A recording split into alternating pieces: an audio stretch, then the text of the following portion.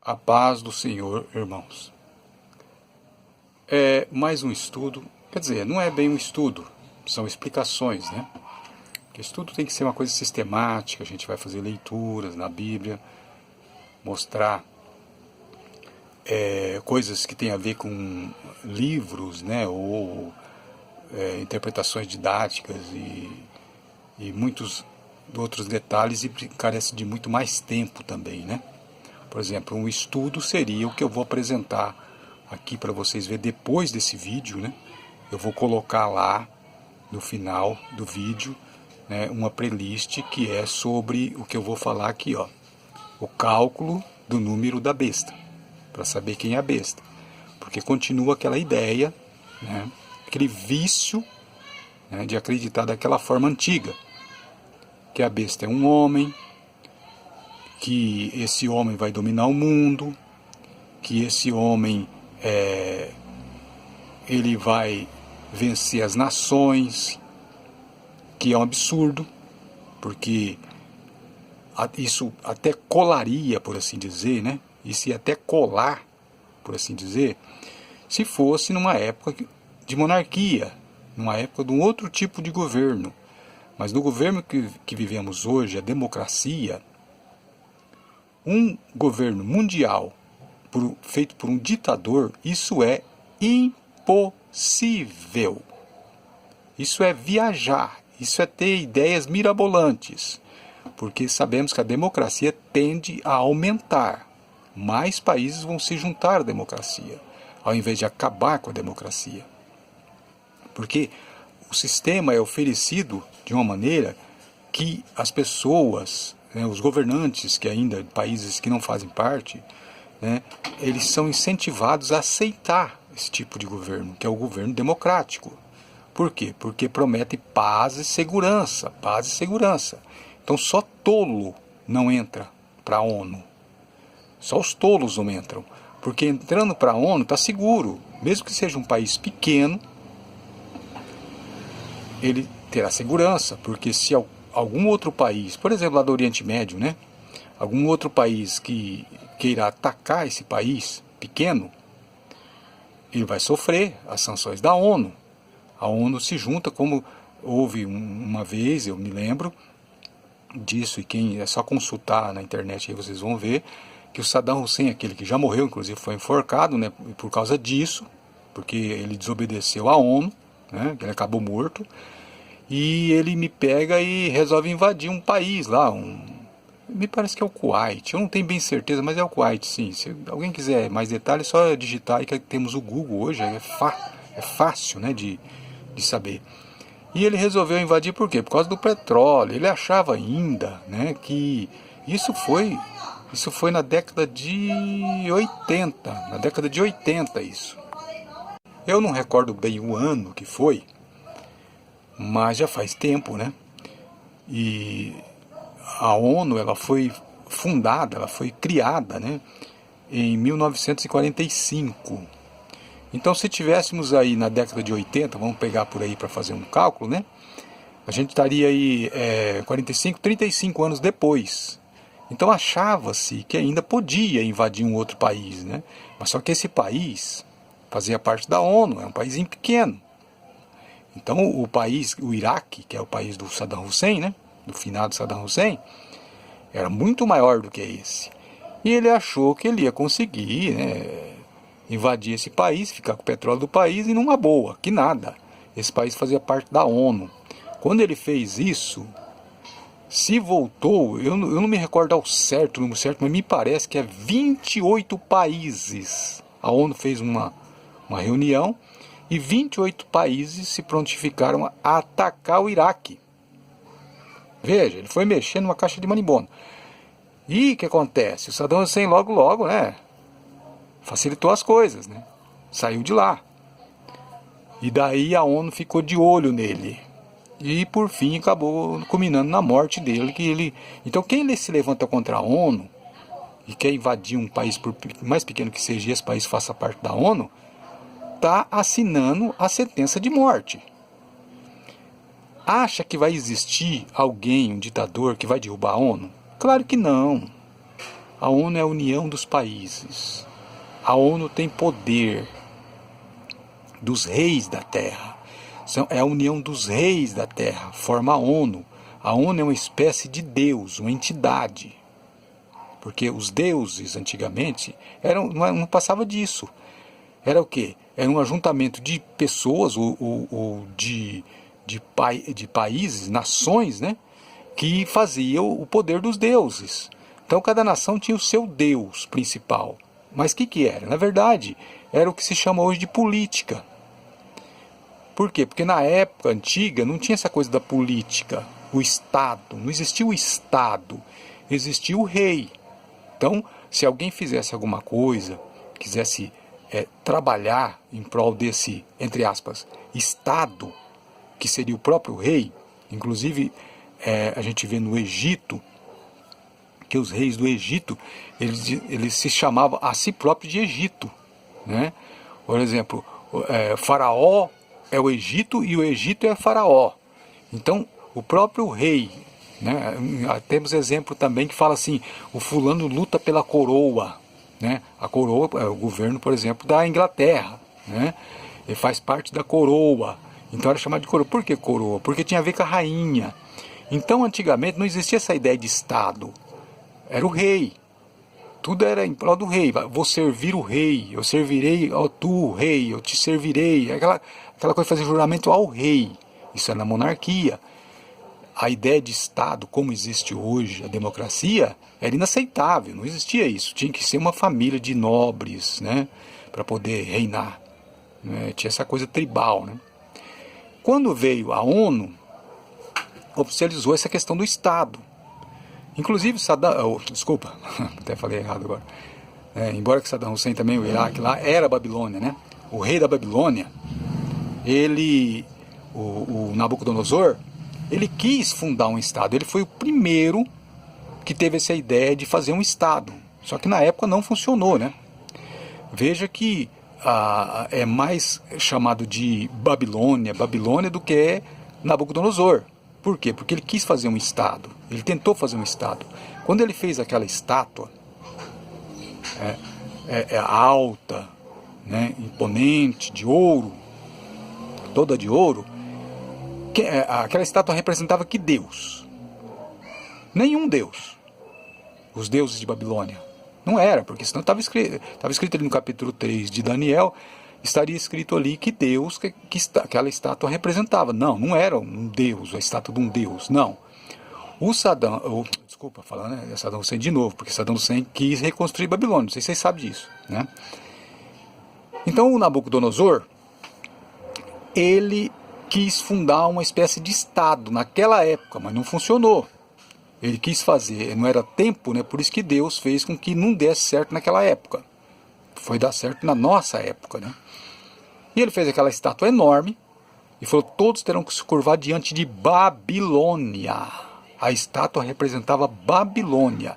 A estátua era um símbolo do Estado. Não era um Deus, um símbolo do Estado. Mas Sadraque, Mesaque e Abednego não se curvaram diante do Estado. Por isso que lemos lá em Apocalipse, falando de Babilônia. Caiu a grande Babilônia. No capítulo 18 a gente lê isso. Por quê? Porque foi resgatado.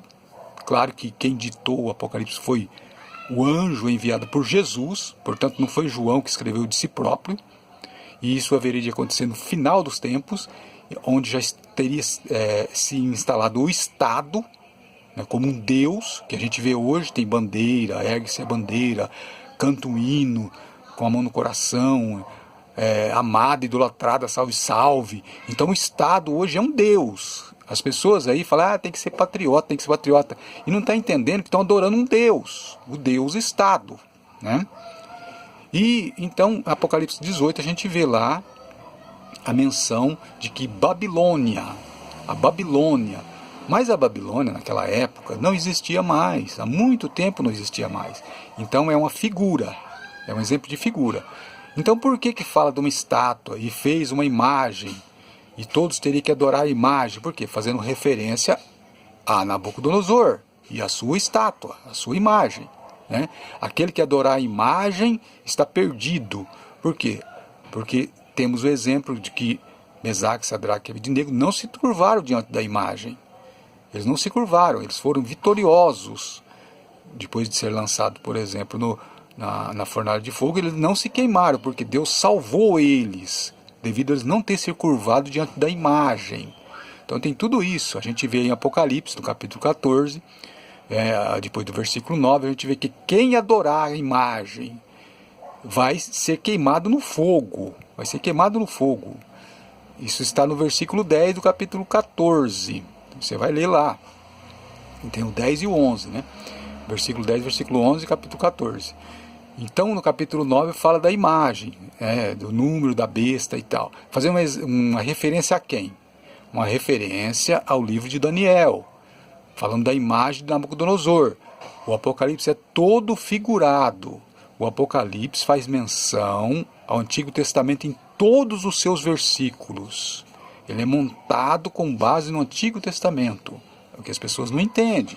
As pessoas pensam que o Apocalipse é um livro que foi escrito do zero. Não, não foi não. O Apocalipse é menção do Antigo Testamento. Nos seus 404 versículos tem 512, mais de 512 referências ao Antigo Testamento. Tem pessoas que fazem leitura do Apocalipse como se fosse um livro que começou do zero, ou seja, uma coisa totalmente nova, uma mensagem que não existe referência já na Bíblia a respeito do Apocalipse. Claro que estão errados em fazer isso, porque o Apocalipse é um mosaico de profecias do Antigo Testamento. Vai falar, mas por que Deus teve esse propósito?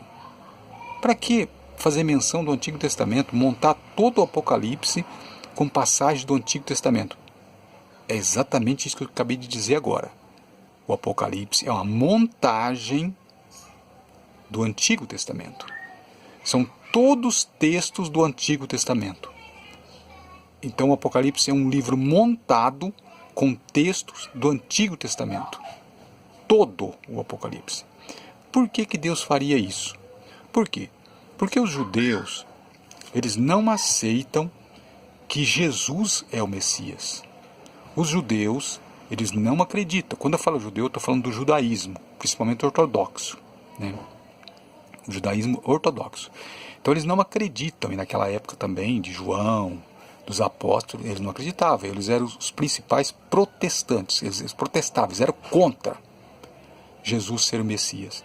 Então, tomando todas as passagens do Antigo Testamento, que é o que eles acreditavam, no Antigo Testamento eles acreditam, tomando todas as passagens do Antigo Testamento e montando o Apocalipse veja que chama de Jesus Cristo, Apocalipse de Jesus Cristo. O que significa isso? Apocalipse de Jesus Cristo, revelação de Jesus Cristo. Então, sendo a revelação de Jesus Cristo, revelação de Jesus Cristo, e tudo montado com passagens do Antigo Testamento, isso provoca nos judeus ortodoxos uma repulsa. Eles vão dizer, onde se viu pegar a Torá, porque eles chamam de Torá, são 5 livros de Moisés, mas também se disser Torá, está se referindo também ao Taná. O Taná é a Bíblia judaica. Então, onde se viu tomar o Taná, que é a Bíblia judaica, que é composta de a Torá, os livros de Moisés, Salmos e Profetas. Os Salmos me parece que são chamados de escritos, e os Profetas. Então, veja que Jesus também, ali no Apocalipse, quando o anjo está falando da revelação de Jesus Cristo, ele fala também da lei dos profetas. Então, a lei e os profetas, a gente lê também nos evangelhos, Jesus falando que veio para cumprir a lei e os profetas. Isso era um tapa na cara da religião do judaísmo. Porque eles diziam, onde se viu você dizer que você veio para cumprir as escrituras? Porque tem pessoas que não entendem, assim, já desde que se dão por gente, já aceitou que Jesus é o Messias, que Jesus é o Filho de Deus. Mas para os judeus ortodoxos, isso é uma ideia totalmente estranha. Ah, mas esse judeu, alguém vai dizer, tem muitas pessoas que não têm conhecimento, né? Vai dizer, ah, mas esses judeus ortodoxos é daquela época. Não. Se você digitar aí judeu ortodoxo ou alguma coisa no sentido de judeus que nega que Jesus é o Cristo, você vai ver muitos vídeos. Eles falam declaradamente que Jesus não é o Messias, que Jesus não é o Cristo. Inclusive tem um canal judaico ortodoxo, né, que falam coisas horríveis contra Jesus. Eles não aceitam que Jesus é o Messias. Voltando ao que eu estava dizendo, o Apocalipse foi escrito, montado totalmente com profecias do Antigo Testamento, para mostrar que a revelação de Jesus Cristo tem tudo a ver com o Antigo Testamento. Porque o Antigo Testamento é o que é crível pelo judaísmo. Eles acreditam no Antigo Testamento. O Novo Testamento eles abominam. Então o Apocalipse foi montado com todo o Apocalipse é montado de profecias do Antigo Testamento, é um mosaico de profecias do Antigo Testamento, justamente para ser uma prova de que Jesus é o Messias, que Yeshua HaMashiach. Por isso o judaísmo ortodoxo não aceita. Então quando eles veem o livro do Apocalipse, né, é uma repulsa neles, eles causam uma repulsa, onde se viu copiar as escrituras, né, pegar texto das escrituras para falar desse homem. Esse homem, quer dizer, Jesus, né, eles não aceitam que ele é o Messias. Onde se viu tomar passagens sagradas para falar desse homem que não é o Messias. Então para nós é normal isso. As passagens do Antigo Testamento estão no Apocalipse, mas para os judeus ortodoxos não. Isso é uma coisa que lhes causa repulsa. E Deus fez exatamente desse jeito. Tomou tudo passagens, profecias que haveria de ter cumprimento, né, do Antigo Testamento e colocou no Apocalipse. Então é um mosaico de profecias. Quem entende de escritura sabe do que eu estou falando. Quem não conhece a Bíblia vai achar que eu estou falando coisa estranha. Mas você vai ver, você que tem uma Bíblia que tem referências, principalmente a Almeida, que tem essas referências embaixo no rodapé, você vai ver que no Apocalipse é largo ali a referência, né, a parte ali embaixo de referência é bem larga. Por quê? Porque tem várias referências ao Antigo Testamento. E eu coloquei essa tela aqui para poder falar das interpretações erradas que tem se dado, porque as pessoas não vão no Antigo Testamento para entender. Quando, por exemplo, a gente lê sobre sinal da besta, marca da besta, a imagem da besta está se referindo ao Antigo Testamento. Quando fala da imagem da besta, está se referindo a quem? A que passagem do Antigo Testamento? Está se referindo ao livro de Daniel. Que imagem? A imagem de Nabucodonosor. Que o quê? Que os servos de Deus, Mesaque, Sadraque e Abednego, não adoraram. Eles não adoraram a imagem. Quando eles foram lançados no fogo, eles sobreviveram, porque Deus os salvou, Deus os livrou, porque eles não adoraram a imagem que representaria o Estado. Ali, se desse certo, Babilônia ia ser o primeiro Estado, a forma de governo Estado, a forma de governo que existe hoje, né? Mas não deu certo. Não deu certo por causa de 3 pessoas, né? 3 servos de Deus que não adoraram a imagem. E aí Nabucodonosor teve que desmontar a imagem, derreter tudo, né? E essa imagem, veja que não se fala mais dela. Porque como Daniel ali aconteceu na época do exílio, que ele estava na Babilônia, com certeza ia haver mais referências sobre essa imagem, mas dá a entender que essa imagem desapareceu, ou foi derretida, não funcionou, porque Deus fez ali uma aparição, né, uma espécie de teofania, que foi o fato que aconteceu com os 3 lá, que não se queimou no fogo da fornalha, que foi aquecido 7 vezes. Então Nabucodonosor tomou uma lição ali, né? Essa imagem teve um fim. Se desse certo, se esses 3 se curvassem diante da imagem de Nabucodonosor, a história teria tomado outro rumo. E Nabucodonosor teria estabelecido, com base naquela imagem ali, a adoração à Babilônia. Não era adoração a ele, adoro essa imagem, porque essa imagem é minha, é da minha pessoa. Nabucodonosor não falou isso. Ele não disse, adoro essa imagem, porque essa imagem representa o Deus fulano de tal. Não, a imagem representava o Estado, representava Babilônia.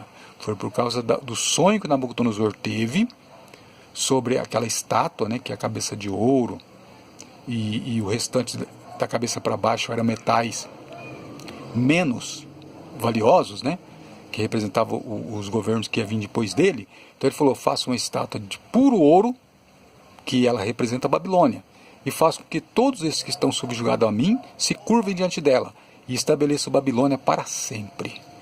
Então ele seria o primeiro fundador do Estado, da adoração ao Estado, né?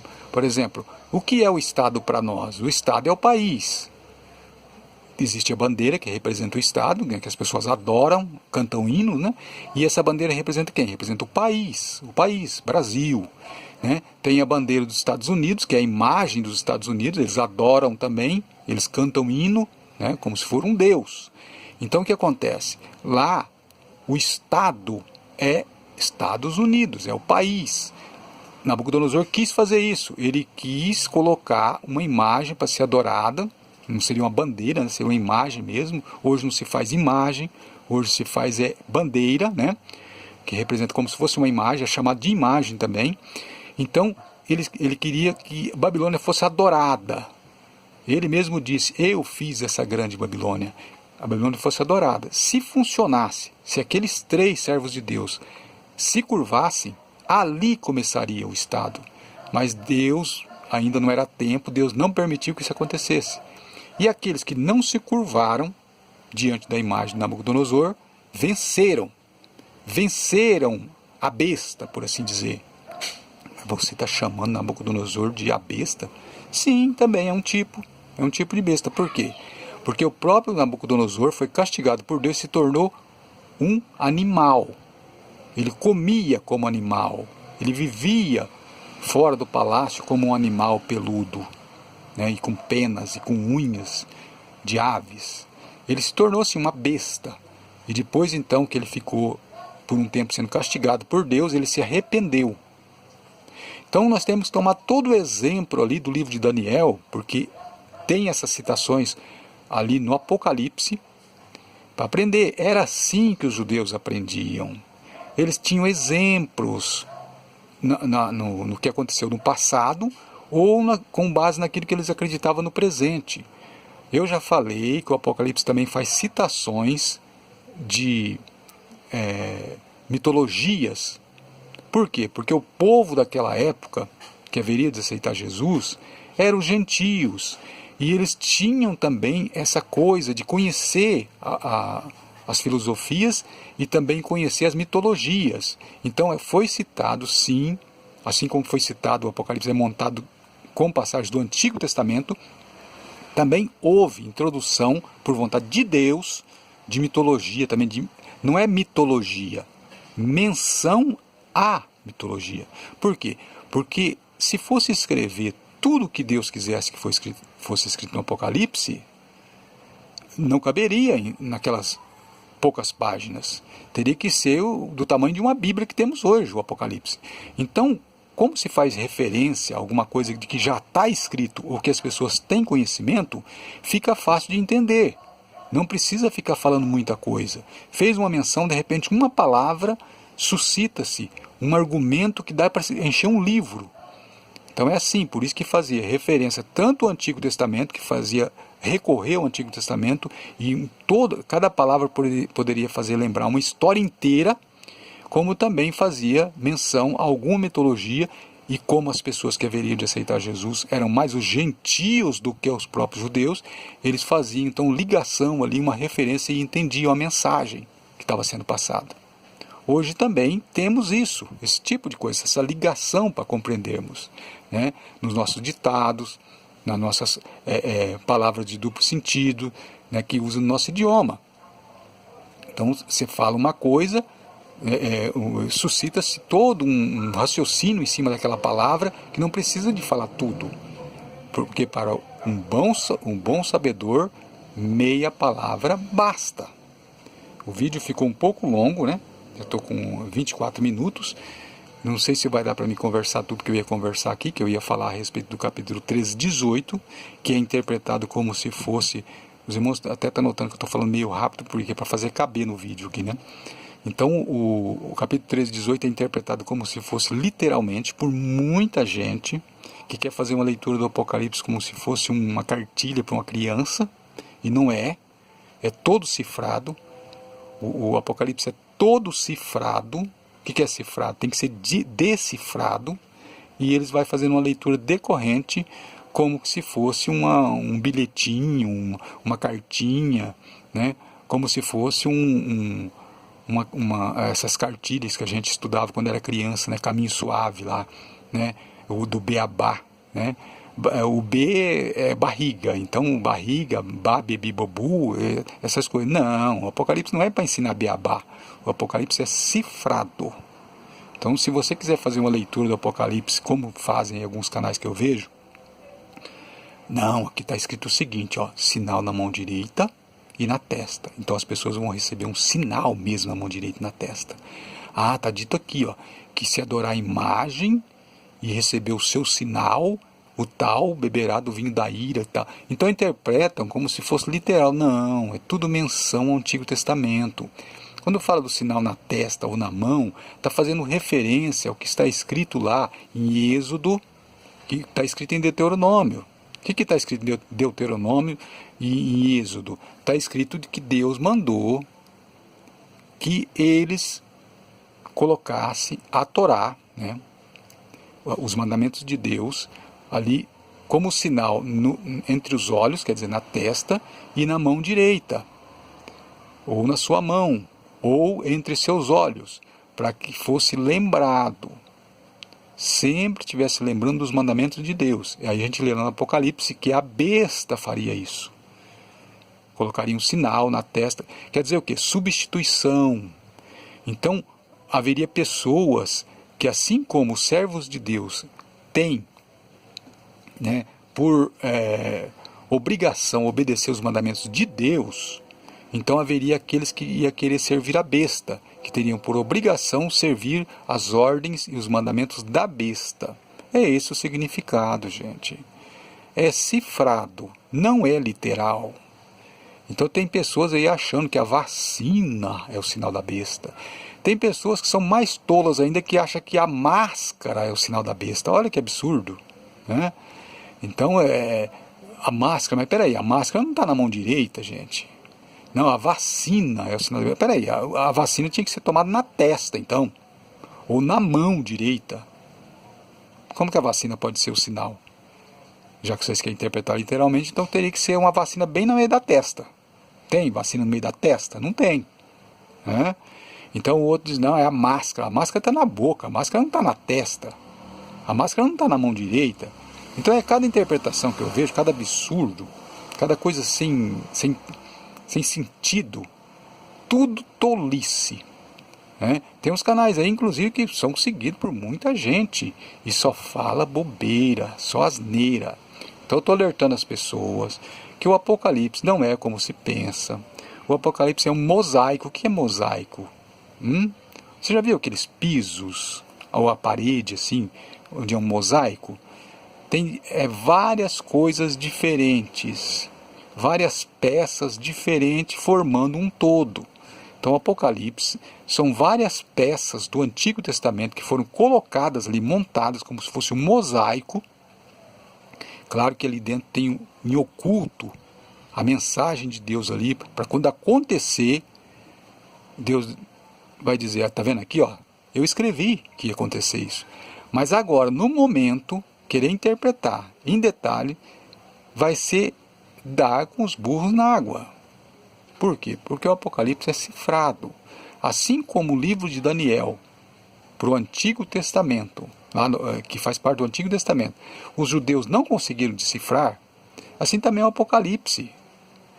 Então, quando acontecer, o próprio Senhor Jesus vai dizer, olha, cumpriu-se a Escritura, assim como ele veio da primeira vez e disse. Note que no Antigo Testamento, olha uma coisa muito importante que eu vou dizer aqui, no Antigo Testamento não faz menção de Jesus. os judeus estavam totalmente ignorantes com respeito a Jesus. Deus ocultou. É um mistério. O apóstolo Paulo falou, a vinda do Senhor Jesus, a primeira vinda, foi um mistério. Um mistério. Ninguém esperava que ia ser daquela forma. E eu acredito no quê? Eu acredito que desta vez também a vinda de Jesus vai ser um mistério. Os gentios estão esperando de uma maneira e não vai ser como estão esperando. Vai ser de uma forma surpreendente. Mas o próprio Senhor Jesus vai dizer o quê? Cumpriu-se a Escritura. E vai estar lá a menção nas Escrituras. Assim como nós achamos no Antigo Testamento menção sobre Jesus, e os judeus não aceitam até hoje, também vai estar, né, nas profecias da segunda vinda de Cristo, está exatamente como vai acontecer. Mas, para nós, é como Paulo disse, vemos como espelho e enigma.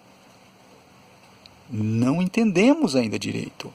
Querer dar detalhe, como eu vejo em estudos aí de Apocalipse, em alguns livros de comentário bíblico, isso daí é tiro no escuro. São opiniões que não podem ser provadas. Mas uma coisa eu sei, o que Jesus prometeu vai acontecer, mas não é da forma que se esperam. Porque se fosse, o homem saberia o futuro. O homem já teria na mão o jornal de amanhã. E Deus não permite isso. Por quê? Porque é prioridade, é prerrogativa de Deus ter nas mãos dele o futuro, e não do homem. Então o que devemos fazer é o quê? Aquilo que Salomão falou, temer a Deus. Devemos tentar interpretar alguma coisa? Sim, mas não dizer assim, não, essa interpretação minha é real, é fato e todas as outras estão erradas, porque isso é tolice.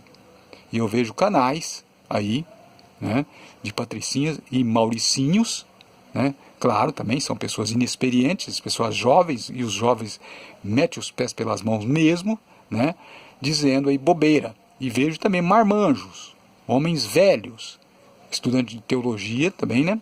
Ah, você despreza a teologia, você não gosta de teologia?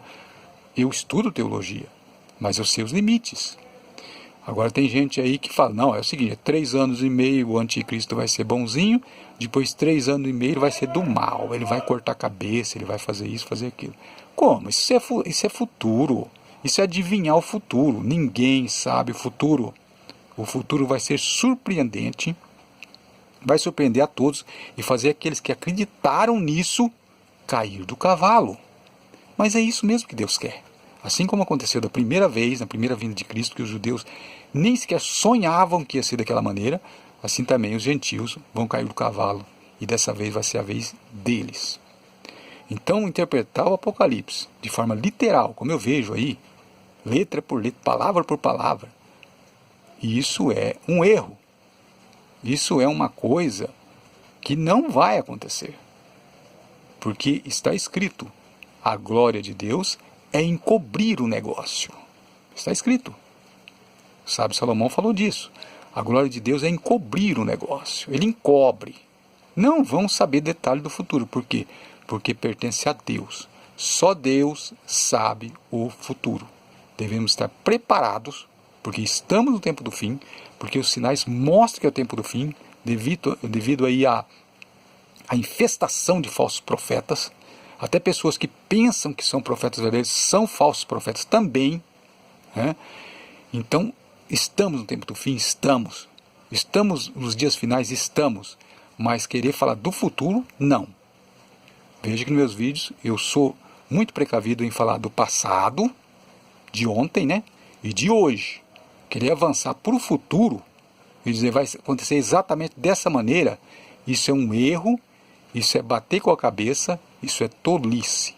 Se você está vendo alguém aí falar do futuro, porque vai ser assim, aí o anticristo desce, aí o anticristo sobe, aí Jesus vem, aí Jesus faz, aí acontece, aí depois disso, depois daquilo.